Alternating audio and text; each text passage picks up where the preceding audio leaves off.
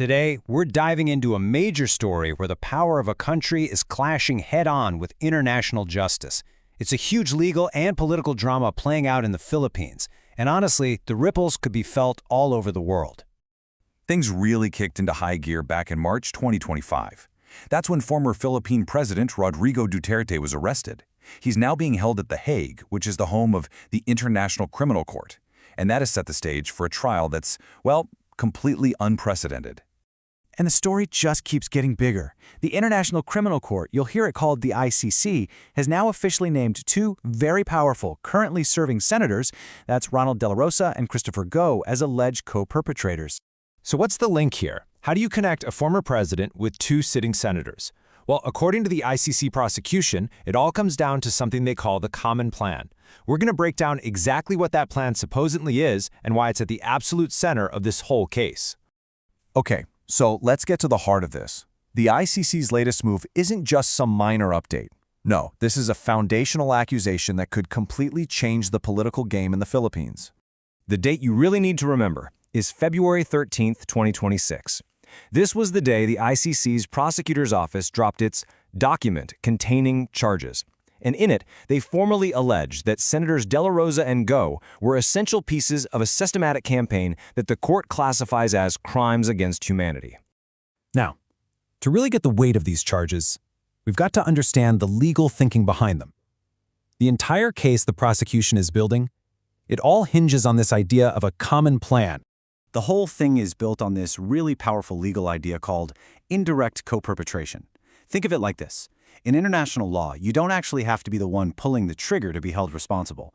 If you were in control of the organization that did the acts, or if you were essential to making it all happen, you can be seen as just as guilty. It's all about command responsibility. And this quote right here from the ICC's own document, it just perfectly sums up their argument. They're saying the violence wasn't random. Instead, it was the result of a premeditated agreement that was cooked up at the highest levels of government. And the goal?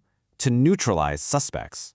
What's so interesting here is how this lays out the alleged chain of command. The prosecution points to 8 people, with Rodrigo Duterte right at the top. And right under him, you see these key names, like Ronald Dela Rosa, the supposed principal enforcer, and Christopher Go, the key lieutenant. But it's not just them. It also includes officials like Vitaliano Aguirre, who's accused of giving the whole thing legal cover, and others who allegedly helped it grow from a local tactic into a massive national campaign. So you've got to wonder, where did this plan even come from? To understand that, we need to trace its roots and see how a strategy used in one city allegedly became the blueprint for an entire country. According to the prosecution, the whole thing started in Davao City between 2011 and 16.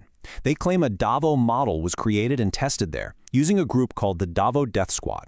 Then, in 2016, when Duterte became president, this local model was apparently scaled up, big time, and turned into a national policy called O-Plan Double Barrel. And this jump from a local tactic to a national policy was a huge one. What the ICC is alleging started as this kind of semi-formal group in Davao, paid for by the city, turned into a full-blown, institutionalized national police program. And with that change, the targets expanded dramatically.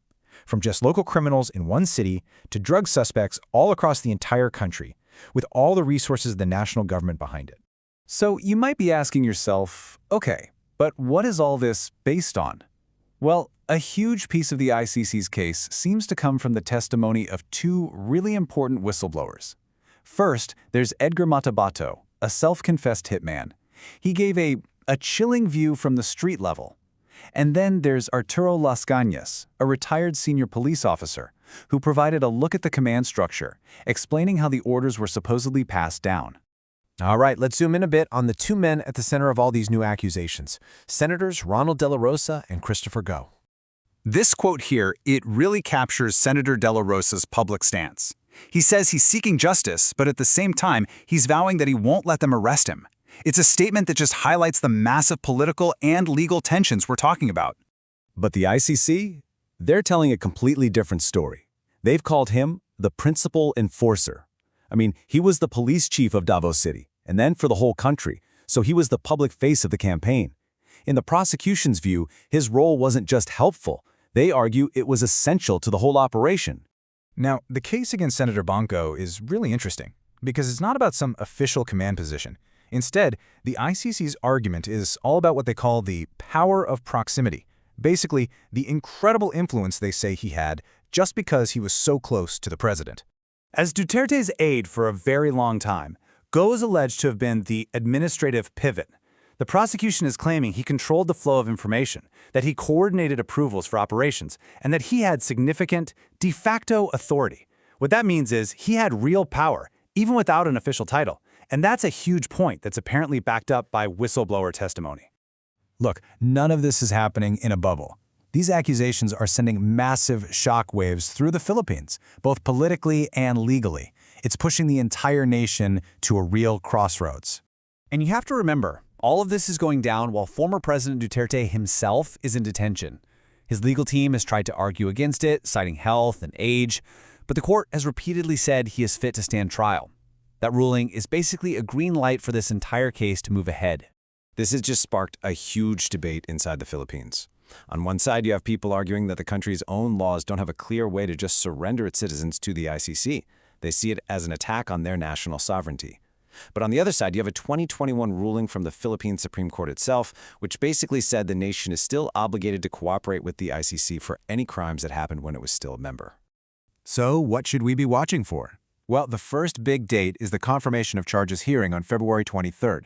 If the judges confirm the charges, it's pretty likely arrest warrants will be issued for the senators. And that would, without a doubt, set off huge legal fights in the Philippines and put the current government in a really tough spot. From a global point of view, this case is being seen as a major test for international justice. For human rights groups like Amnesty International, it sends a really strong message. As their Secretary General put it, this case shows that accountability can, at least in theory, cross borders and reach the very highest levels of power. And that leaves us with this massive question. What we're seeing here is a clash between the idea of international law and the hard reality of national politics. It makes you ask, where does a country's authority end and where does international justice begin? The world is definitely watching the Philippines for the answer, and whatever happens, the outcome will be felt far beyond its shores.